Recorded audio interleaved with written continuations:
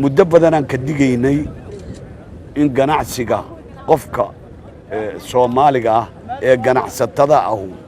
oo ku dadaalo inuu xoolihiisa si xalaala waxna ugu gato dadkana uga gato inaanu lacagtiisa uu leeyahay oo Rabbi siiyay oo dadka ku dhibaatayn maanta lacagta inta la eg hantida inta la eg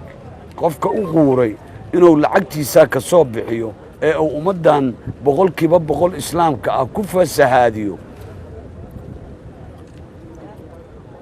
arintiisa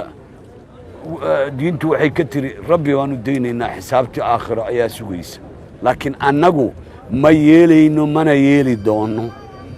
in dadkeena loo soo gudbiyo wax noocaas oo maandooriyaha oo adduunyo aakhiro muxuu hayto dhibaato u keenaysa abnigay wuxuu dhimaysaa ummadan islaamka oo Soomaan waliba wuxuu dhimtay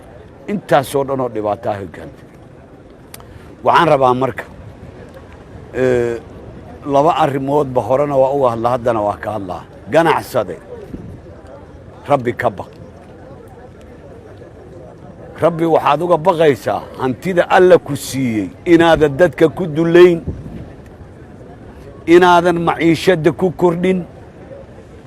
inaadan waxa aan diintu raalli ka ahayn aadan kula kicin ummadda